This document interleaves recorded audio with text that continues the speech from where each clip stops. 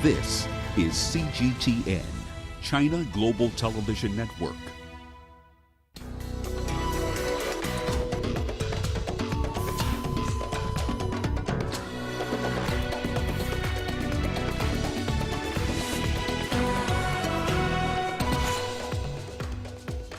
In the race for COVID vaccines, the Africa CDC forms a quality standards team for vaccine approval.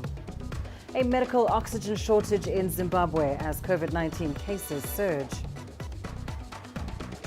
And rising water levels in Kenya's Rift Valley threaten learning as schools are submerged by floodwaters. Hello and a warm welcome to Africa Live on CGTN. I'm Lindy Mtongana in Nairobi. And with me is Uche Okoronkwo with a preview of your business news. Thank you, Lindy. And here's a look at what's coming up on Africa Live Biz. Nigeria plans to borrow from and claim dividends in its new Finance Act. And Egypt's regulator bans banks from distributing profits to shareholders. Of course, all that coming up within the program. For now, it is back to you, Lindy. Thanks, Uche. In our top story, the World Health Organization Director General Tedros Adhanom Ghebreyesus has warned that the world is on the brink of catastrophic moral failure in sharing COVID-19 vaccines. Tedros is urging countries and manufacturers to spread doses more fairly around the world, saying the prospects for equitable distribution were at serious risk. He gave the example that more than 39 million vaccine doses have been administered in 49 higher-income countries, whereas just 25 doses had been given in one poor country. The global scramble for shots has intensified as more infections arise due to new variants. Let's talk now to Dr. Richard Mihigo, the World Health Organization's Program Area Manager for Immunizations and Vaccine Development. He joins us live via Zoom from Congo, Brazzaville. Now, Doctor, thank you so much for your time this evening. We're seeing richer countries essentially elbowing their way to the front of the queue for COVID-19 vaccines. Meanwhile, the COVAX initiative, which is soon to be rolled out, appears to be Africa's only hope. However, it's said that it will only cover about 20% of the continent's population. So where does this leave the rest of Africa's population? Okay, thank you very much for your invitation. And before I respond to your question, I would like to echo the statement we've just started with, the statement by the WHO Director General of the great concern that we have on the equitable distribution of COVID-19 vaccine on the African continent. So going back to your question, it's true that the COVAX initiative, which was designed to provide an equitable access to all the people in the world of the COVID-19 vaccines, meant at the first time at least to make sure that those who are most in need of the vaccine can access them right at the beginning and everywhere. This is how the 20% was designed to cover not only healthcare workers, frontline healthcare workers, those people of difficult condition, and that will avoid the excess death and at least put countries' economy back on track. Now, the situation we are seeing indeed is of concern because the rollout of the vaccine has taken some time. Though we can here confirm that the COVAX facility has secured enough doses that are going to start to be rolled out in many countries starting at the end of Q1 to protect population on the African continent. Doctor, of course, we know that we are seeing a rise in coronavirus infections in a number of African countries driven by new variants. So what are the other options now available for those countries that are trying to raise immunity within their populations as fast as possible? Well, the preventive measures, even against these new variants, are still the same. I think we would like here to really stress the need to continue to apply the usual public health and social measures that is proven to be quite effective in preventing the spread of this disease. But we know very well that we are not going to end the pandemic if people are not immunized. So on top of the strict implementation of these public health measure, I think it's quite time that country starts to immunize people, because it's only that we can really prevent the further spread of the disease. And one thing that would certainly help raise the number of vaccines available would be if African countries had the capacity to manufacture those vaccines on the continent. Is that something that we're going to see support coming from the WHO? Is there going to be support in that area? Absolutely, absolutely. I think COVID-19 has been a wake-up call. We have seen how the race to find a vaccine has been led by a very small number of countries. I think we have started to support countries on the African continent to build up their research and development infrastructure, to make sure that the vaccine manufacturing capacity on the African continent can be strengthened and supported, so that in the unlikely event of another big pandemic like this one, Africa can have the potential to produce vaccine on the continent. So good progress currently done in Nigeria, in South Africa, and we are looking forward to see more countries embarking on this journey. Absolutely. Well, thank you so much, Dr. Richard Mihigo, joining us there from Congo, Brazzaville. He is the WHO's Program Area Manager for Immunizations and Vaccine Development. Now, as African countries make deals for vaccines individually, the World Health Organization is calling on countries to only use vaccines that meet rigorous international standards for safety, efficacy, and quality. The WHO says there are over 200 vaccine candidates for COVID-19 being developed. To make it easy for the countries to gauge the right vaccine choice, the Africa Centers for Disease Control and Prevention is forming a task force of regulatory agencies that will establish standards that will facilitate the vaccine approval process. CGTN's Coletta Wanjoyi spoke to the director of the Africa CDC, Dr. John Nkengasong, about this. While the African Union's plan is to procure COVID-19 vaccines as a bloc, some individual countries are already making bilateral agreements with manufacturers. We know that Egypt and Morocco have been working with to get the Chinese vaccine out there. I believe Seychelles is also working with the Chinese to use the vaccines. So as far as I know, those are the vaccines that the countries in Africa that are doing some types of vaccination. Guinea, also Conakry, is working with the Russian vaccine, but we don't know yet if it is vaccination or clinical trials. The World Health Organization says there are currently more than 50 COVID-19 vaccine candidates undergoing human trials. According to the World Health Organization, having lots of vaccines in development increases the chances that one or more successful vaccines will be proven to be safe and efficacious for the intended prioritized populations. But it is cautioning countries to obtain only vaccines that have been scientifically proven to be fit for use. The Africa CDC has formed a task force to guide African countries on this. Regulatory agencies that have come together, as a matter of fact, just 2 days ago, that to establish themselves as a collective of regulatory bodies so that we can work regionally using the same and standardized approach from the African CDC to facilitate the approval process and regulatory processes of vaccines. So that if a vaccine is submitted, say in South Africa, they work with the SADC regulatory authorities there and put their stamp of approval at it. The African Union has already secured 270 million doses from 3 manufacturers, AstraZeneca, Pfizer and Johnson & Johnson. The first 2 have provisional approval from the WHO to be used as a double dose globally. The task force will guide on approved doses for each vaccines too. So our position is clear. If a vaccine was tested for safety and also tested in phase 3 clinical trials as a double dose, it should be used as a double dose. The Johnson & Johnson vaccine is coming up as a single dose. We keep our fingers crossed that the vaccine will show efficacy, good efficacy results. and then it will be the emergency use authorization will be based on a single dose. And at that point, of course, it will be used as a single dose. And with over 200 vaccine candidates for COVID-19 being developed, the Africa CDC says it is advisable for countries to use the African Union as a main point of contact to the manufacturers. Colette Wanjohi, CGTN, Addis Ababa, Ethiopia.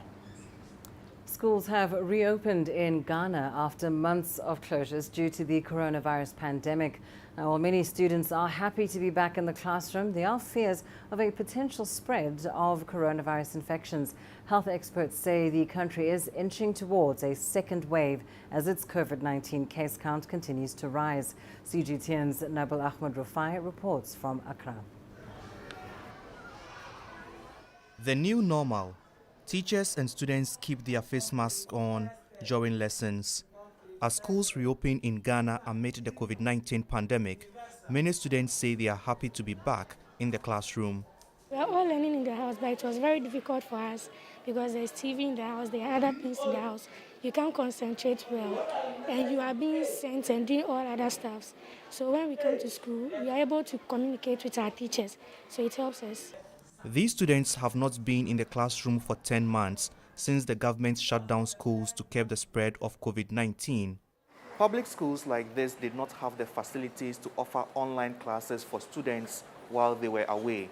Some teachers say it's going to be difficult to get the lessons back on track, especially for these kindergarten pupils. And while they try to catch up with academic work, teachers also have to ensure students comply with all COVID-19 safety measures. Ghana is recording an increase in cases of COVID-19 infections. This has prompted fears of a further spread among students as schools reopen. But experts say that can be avoided if precautions are taken. Although we are seeing a high number of cases, we don't have to assume that once they go back to school, the cases are going to get higher. No. Once we are following the safety protocols, ideally the cases should actually drop.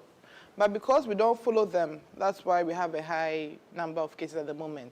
So it's all up to us to just maintain and just stick the safety protocols. But it could prove a challenge for children to keep their face masks on for long periods. Some schools say they are adopting a strategy.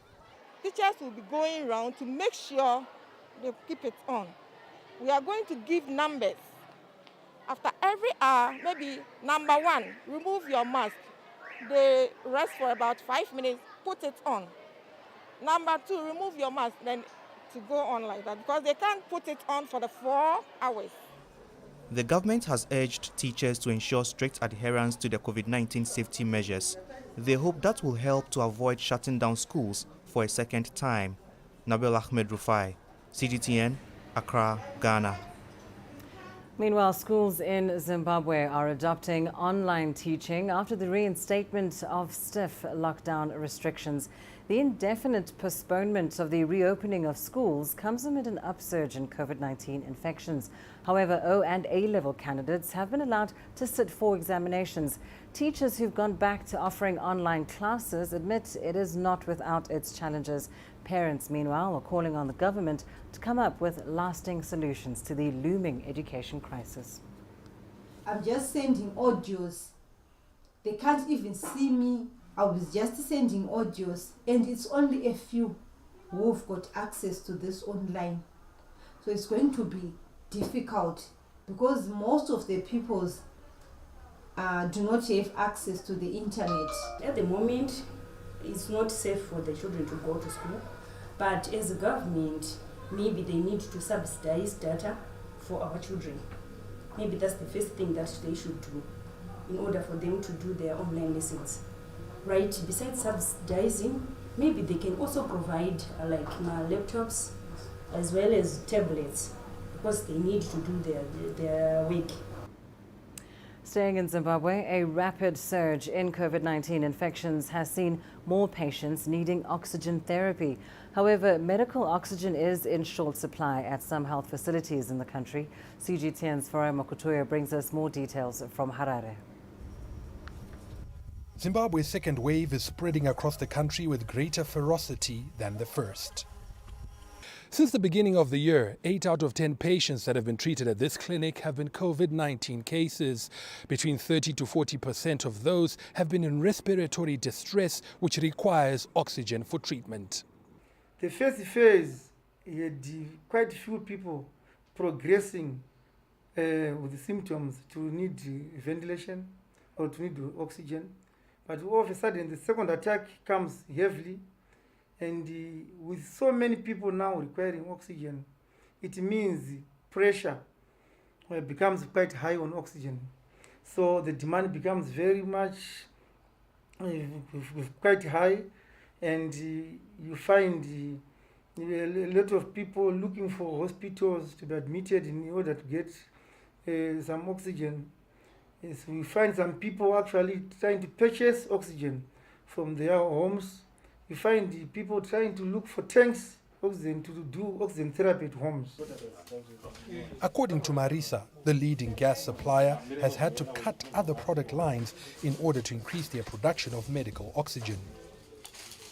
We have our main company, BOC, which has increased its production capacity to beyond 70 tons per day of oxygen, and from 50, which means there's a 40% increase in demand for oxygen.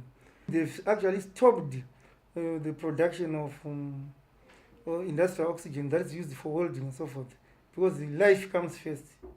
Zimbabwe has reverted to hard lockdown restrictions until February. Intercity movement is banned, an overnight curfew has been extended, and gatherings are capped at 30 people as the country desperately tries to halt the resurgent spread.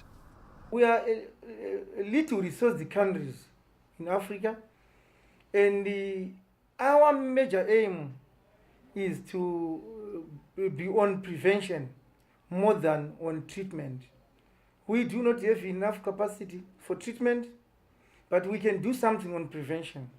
We don't want to fail on both. The government says it has released about $86 million to recruit more health workers, procure medicines and personal protective equipment, and increase capacity at hospitals to admit more patients. Farai Mwakutuya, CGTN, Harare, Zimbabwe. Right, let's take a short break now. When we return, the United States gets ready for the presidential inauguration amid growing security concerns. And rising water levels in Kenya's Rift Valley threaten learning as schools are submerged by floods.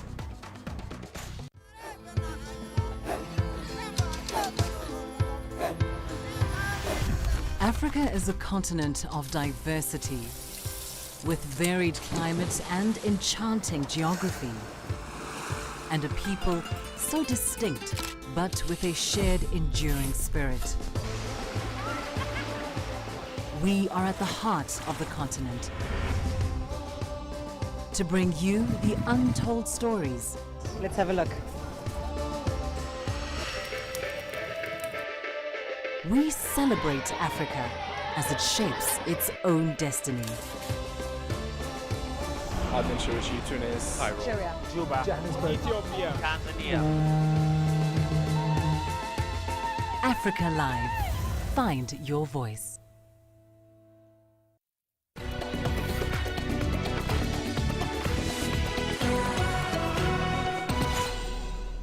Right, let's start in the United States now, where security has been beefed up in the capital, Washington, D.C. Thousands of National Guard troops and police are on standby ahead of Joe Biden's inauguration on Wednesday. Metal fences and barriers have been set up around the White House and the Capitol building in readiness for possible violence in the coming days. Tickets to the inauguration are being restricted to members of the U.S. Congress. The event has historically been attended by hundreds of thousands of the American public. You don't have the inauguration pass and you can't come in. Only the people who put the paperwork to get the inauguration passes can come in. Everybody's freaking out. The tension is high. The National Guard, you can tell just coming in, even through the bridges and through any part of the city, are very, very present. They seem to have shut down almost all of the downtown area. It's definitely very weird, but the city has never had so many so much military and so many police force around, and I mean, we understand why. It's just it just feels very weird, and yeah, it's almost a bit dystopian.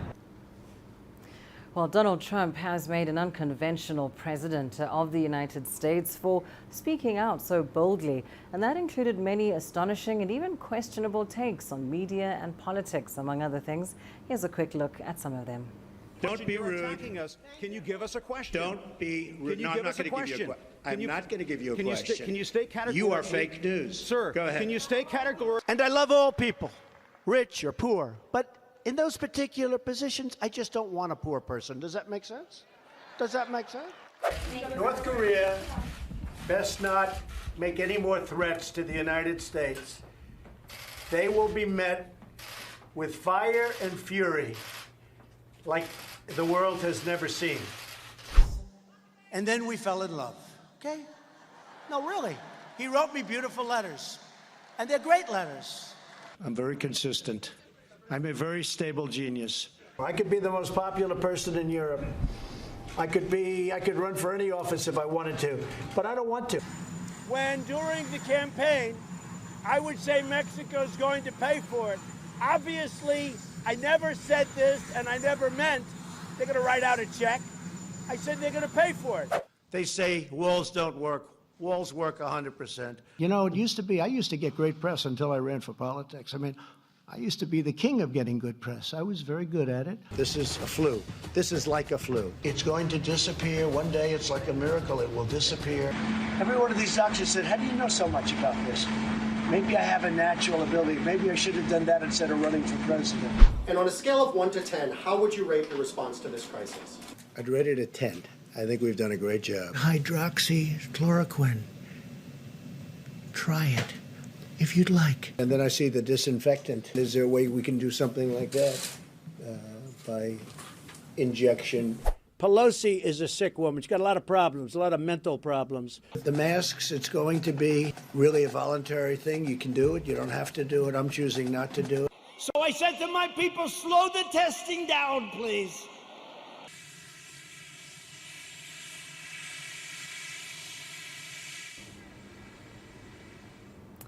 Well, time now for some insights on Trump's political legacy. Earlier, we spoke to Joseph Gregory Mahoney, a professor of politics at East China Normal University, currently in Memphis, Tennessee. Let's take a listen. As an American, what we will remember, what I will remember, what my children will remember, is the incredible amount of division and animosity that erupted between Americans, particularly as they were facing a crisis like COVID-19, where the government was unable to respond effectively and where we were pushed into more desperate circumstances.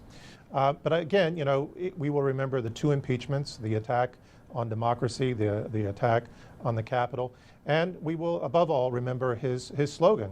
He promised to make America great again, but instead likely presided over exactly the opposite. The United States is in the midst of a number of systemic crises that make it really difficult for any one person or even one branch of the government at this point in time to really fix all the problems. There's a lot of work that needs to be done, and it's going to take likely several generations to work it out. That said, you know, every president we've had has had his own eccentricities. Trump certainly was exceptional in this regard. Biden will be more presidential in his performance. But the thing that really concerns me is that given the level of systemic dysfunction, what we're likely to see, as we saw with Obama, and then further again with Trump, and already Biden is threatening to do the same, we're going to see rule by decree, executive orders, this increasing trend towards accumulating power and authority in the executive branch. I think that's the way it's going to be going for quite some time, but it's a dangerous development. Let's turn to Ethiopia now. It has been over 2 months since the conflict began in Ethiopia's Tigray region. Some reports suggest more than 4.5 million people, nearly the region's entire population, need emergency food. But how is the government handling the humanitarian situation in Tigray? Here's CGTN's Girum Chala with that story. Many aid organizations, including those which belong to the UN, said there is an urgent need for food assistance in Tigray regional state. The Ethiopian government said it is delivering assistance to the most vulnerable daily. The country's agency for refugees and returnees says it's also working to bring back citizens in Sudanese camps. We are working day and night to ensure their safe return to their home. We have been able to expedite an operation that ensures the safe travel back to Ethiopia. Basically, some of the refugees are returning by themselves without any support and without any assistance. The most important thing that they want is assurance from the Ethiopian government that the region is safe. It is not only the Tigray region's local population who need aid, it's also Eritrean refugees in different camps in the region. There are around 100,000 Eritrean refugees in Tigray. 46,000 of these reside in 4 camps that are located in the Tigray region, and the rest 46,000 reside in out-of-camp policy, which means they are scattered throughout the cities of Tigray and Ethiopia as well. So we have assessed the situation in what is going on with the 4 camps in Tigray and the major cities, especially Shire and other neighboring cities, and we have started distributing food.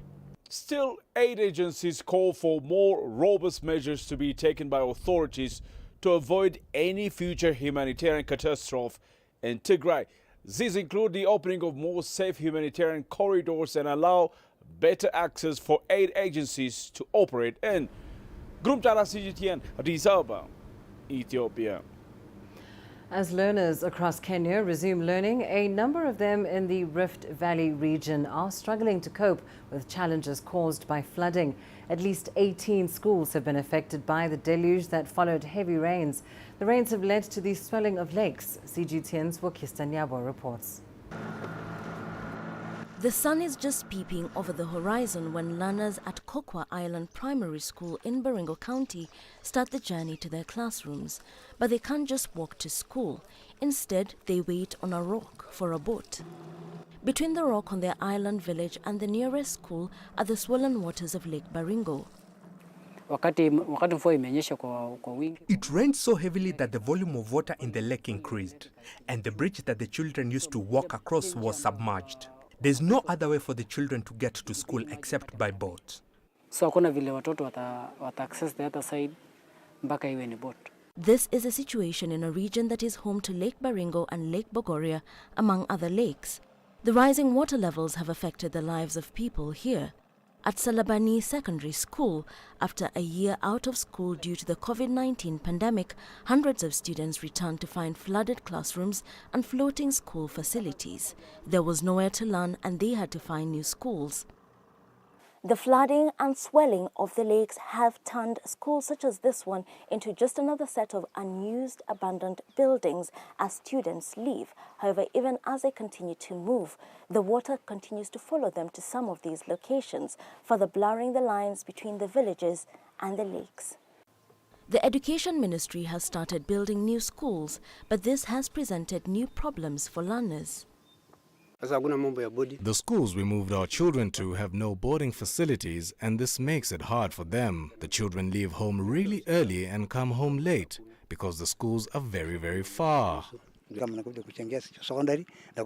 We wish we could find schools that aren't so far, but are far from the water. Geologists say the Rift Valley is subject to ongoing plate tectonics and movements. The recent changes have, however, been linked to heavy rainfall caused by climate change. Encroachment on riparian zones, the loss of wetlands, and urban growth are all contributing to the flooding that continues to claim more land. Lake Baringo itself has now increased from its normal size of around 126 square kilometers. Now we are talking about nearly 270 square kilometers. The amount of water has doubled, and that has ravaged the community around there. Our landscapes have a lot of gullies, And so when it rains, it takes a lot of soil, and that is deposited as sediment in the lakes. And this again contributes to increase because it displaces the amount of water. With no immediate solution in sight, at Kokwa Primary School, boat operators are shouldering the cost of getting the children to school. My boat takes some of the children, and if another one comes along, it will also ferry them. There's no designated boat for the children, really. Parents worry about the safety of the children in the hippo and crocodile-infested waters. But the young ones' thirst for knowledge and their search for a better future force them to soldier on. The promised land, they believe, lies somewhere beyond the murky waters of the rising lakes. Bulkisanyabwa, CGTN.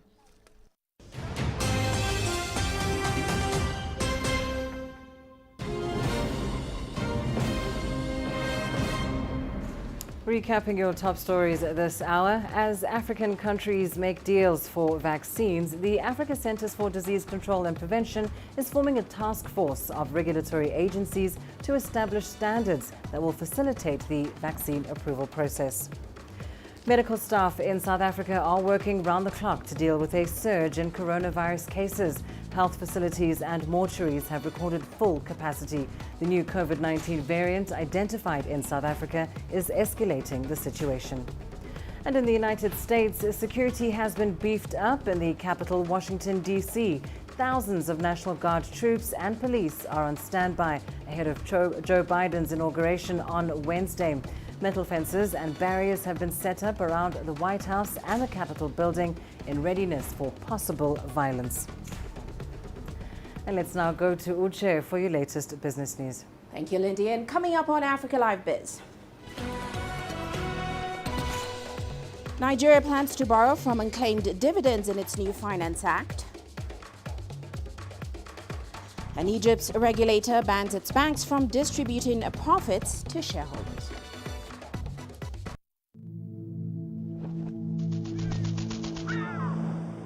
How will your world change today? What happens here? What happens there? Or what you make happen for yourself? If it matters to you, it matters to us too. Your stories are the stories that need to be told.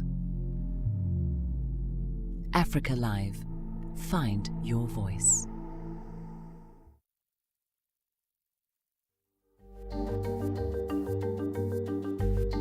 Africa Live. Find your voice.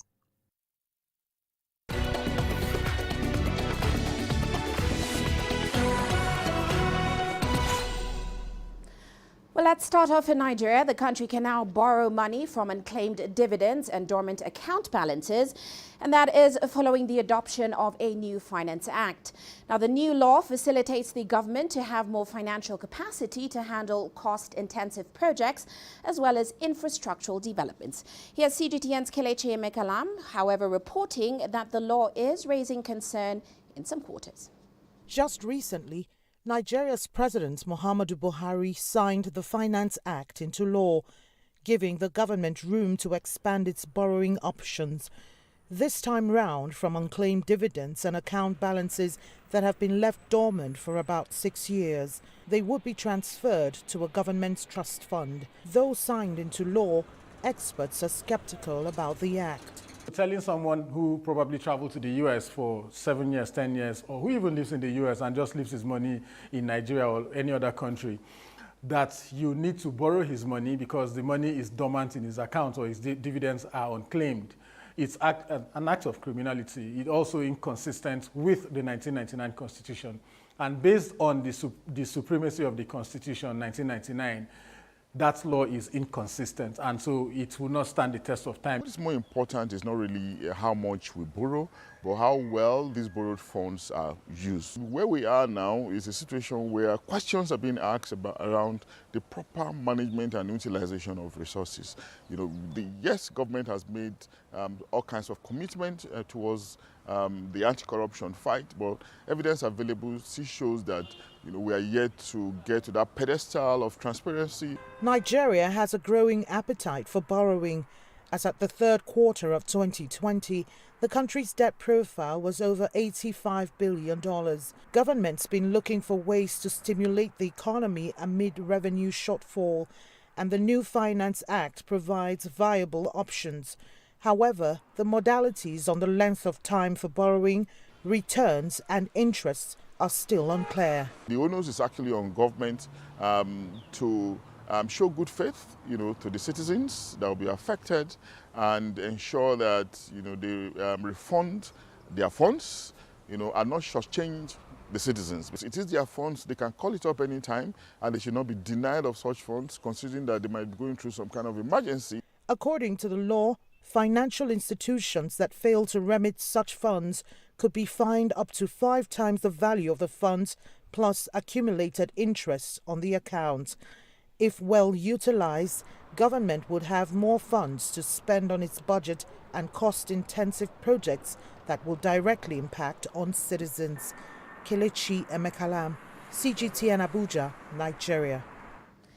And heading to Egypt now, the country's regulator has banned its banks from distributing profits to shareholders in order to protect capital amid the COVID-19 crisis. From Cairo, here's CGTN's Yasser Hakim with a look at the implications of this move.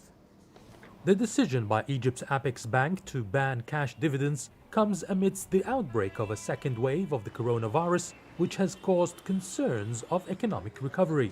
Analysts say the move was not a surprise, given the possible impact of the pandemic on the ability of borrowers to repay loans. The central bank was to preserve the stability of the financial sector and to support and help increase the capital of banks in Egypt. There is liquidity in Egyptian banks, but since there is no clear vision as to how or when the coronavirus pandemic will fizzle out, the central bank had to take precautionary measures to safeguard the banking sector and shareholders. In 2020, Egyptian banks funded several stimulus packages to protect the different sectors and the community from the fallout caused by the pandemic.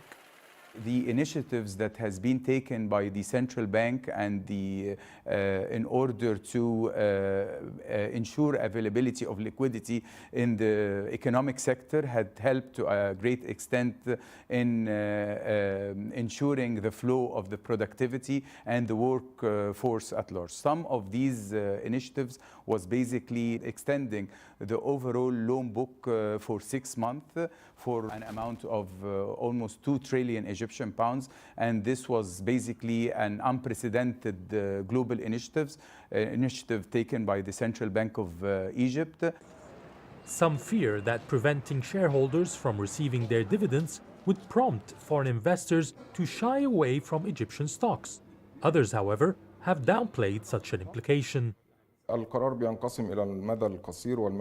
the short term, there could be concern by shareholders to invest if they can't receive their profits. But on the long term, shareholders know that these decisions will maintain the stability of the banking sector, will preserve the rights of the clients and shareholders, and inevitably will increase their profits in the future. The central bank also wants to guarantee there is enough financial reserves in case banks have to fund more stimulus packages as the COVID-19 pandemic continues to ravage nations across the globe. Yes, Hakim for CGTN, Cairo. And to some international news now. China's economy grew more than expected last year, even as the rest of the world was upended by the coronavirus pandemic. Now, the world's second largest economy grew by 6.5% in the last quarter of 2020, and that's compared to a year earlier. Overall, China grew 2.3% last year. Of course, it was China's slowest expansion since the 1970s, but nonetheless made it the only major economy to grow last year. Now, China's industrial production, heavily supported by the state, has been at the heart of this recovery. Factory output jumped a further 7.1% in the final 3 months of 2020. That's after growing 5.8% in the previous quarter. The world continues to fight the pandemic. A lot of economies will face a lot of pressure in 2021 as China continues to grow. China is now playing a bigger role in driving of global companies' earnings internationally. So we rely a lot, the world will rely on consumption demand from China to grow. In the last quarter, or in 2020, there was a lot of trade and demand of Chinese medical equipment, Chinese technologies, and a lot of it happened via e-commerce. So as borders continue to close, we should expect to see more e-commerce trade between China and the rest of the world. And moving on now, last week, American vehicle manufacturer Ford Motors announced that it will close its 3 manufacturing plants in Brazil. It cited restructuring plans and the COVID-19 pandemic. CGTN's Paulo Cabral revisits the incident. In 1919, the Ford Motor Company opened its first assembly plant in Brazil. More than 100 years later, it announced the closure of their last 3 plants in the country, following the São Bernardo do Campo plant closure in 2019. In the industrial outskirts of São Paulo, about 5,000 jobs will be cut. In this video, these workers from the Taubaté plant in São Paulo's countryside are protesting the closure. Ford said in a statement that it's reorganizing its production structure in South America to increase margins and generate more cash flow. It took me a while even to take this seriously. It felt like somebody was joking with us. But then I got home, I saw my kids, and I felt really unsure about the future. The automakers' dealerships will continue to operate in Brazil, selling cars brought from other countries, mostly Argentina and Uruguay, and offering services to customers. But why now?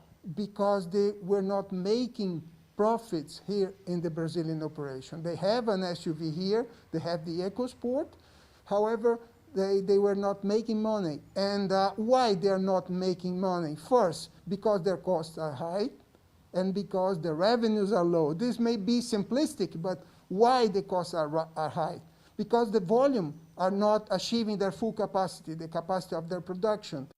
Local authorities tried to encourage another automaker to take over Ford's facilities. However, that was not possible. The land was bought by a real estate developer, and it's not clear yet what will happen to it.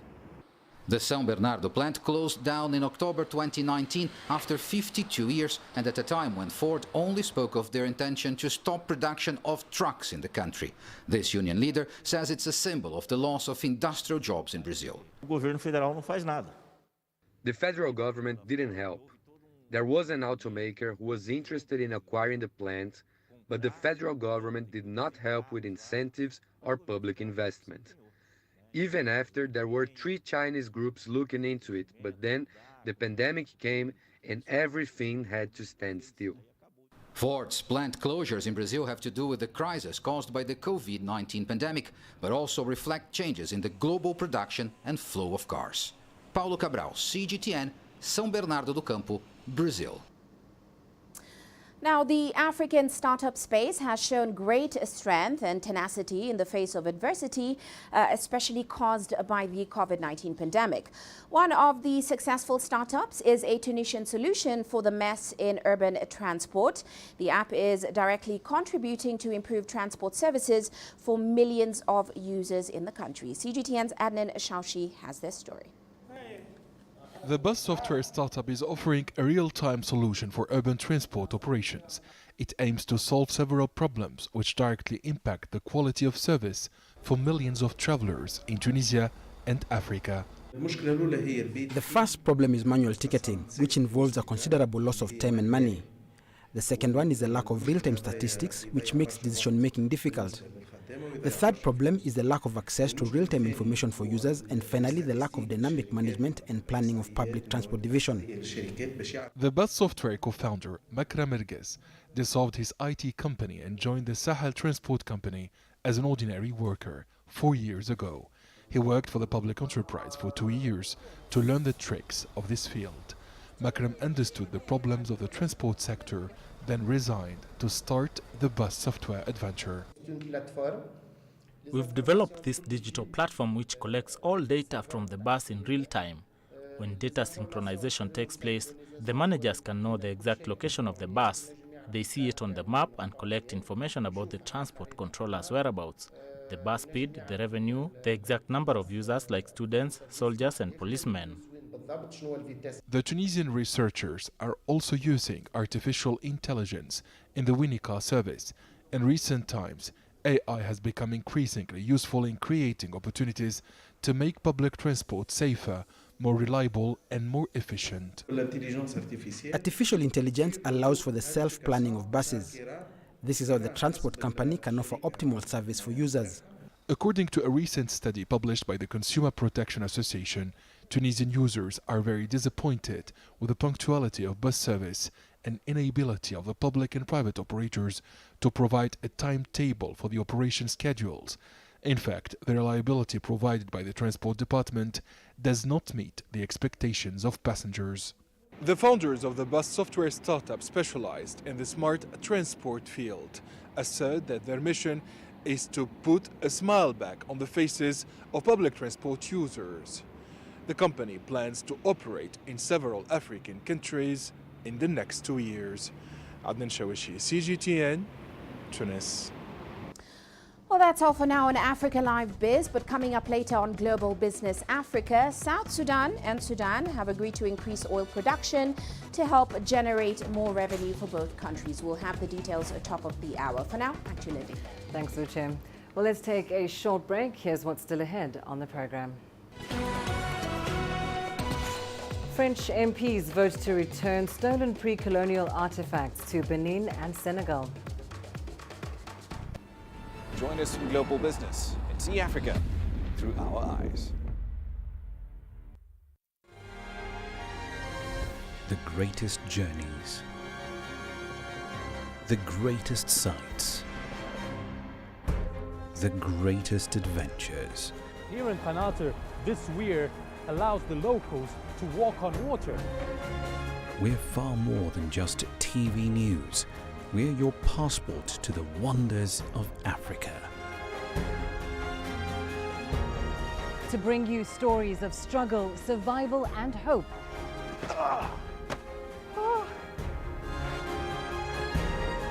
So let's explore.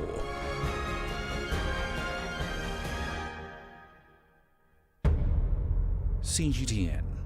See the difference.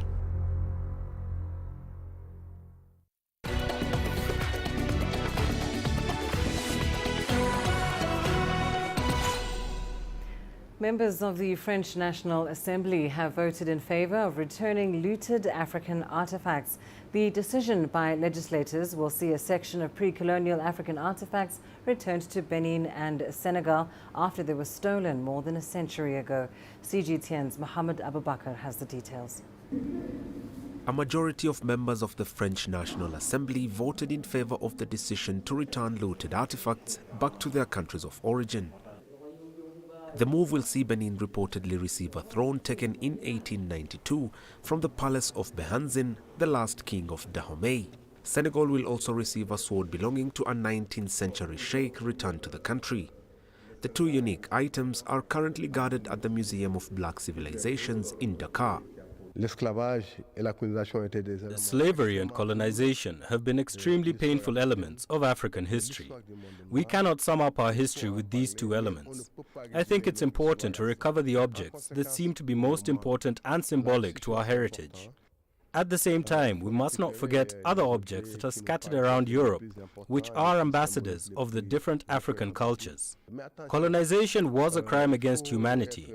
It's a crime that can be expiated, it can be forgiven, it can be punished, but it remains above all a crime against humanity. In November 2017, the French President Emmanuel Macron promised to return African artifacts in French museums to their countries of origin. This was on either a temporary or permanent basis and within a 5-year time frame. The battle to get Europe to return thousands of items stolen from Africa during colonialism is not an easy one. But many African governments are still hopeful they will succeed in retrieving all artifacts in the near future. Mohamed Abubakar, CGTN. And coming up in your sports news up next. India stuns Australia to retain the Border Gavaskar Trophy at the Gabba.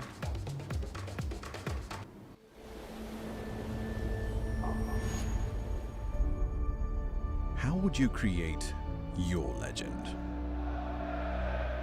on the fields, on the tracks, in the arenas of Africa. Were you born to be a player? Could this moment be yours?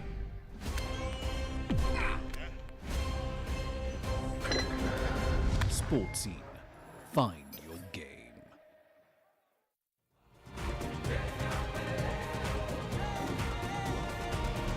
Africa Live.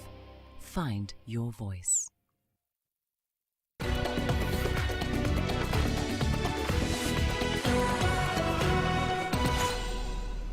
We start with cricket, and India has pulled off an astonishing performance to defeat Australia, taking victory in the fourth test by 3 wickets. Heading to the final match, India was without crucial players including captain and talisman Virat Kohli, who only played in the first test. In addition to absent players, India managed to recover from being bowled out for 36 in their lowest total in Test cricket after losing the series opener by 8 wickets. Australia's fast bowler Pat Cummins was a threat throughout, but it was not enough to get one over the visitors. This was Australia's first loss at the Gabba since 1988, which also helped India retain the Border Gavaskar Trophy. I got emotional. I'm not someone who generally has tears in my eyes, but I had some real tears in my eyes because this is unreal. What these guys have pulled off is, will go down in history as, one of the greatest series ever played. And when you look at the COVID situation and the spate of injuries and, all those things when you take it into account, and then to show the stomach for a fight after being bowled out for 36 is unimaginable. Whether they're big name players or not, I think they showed they've got some real depth and some real skill.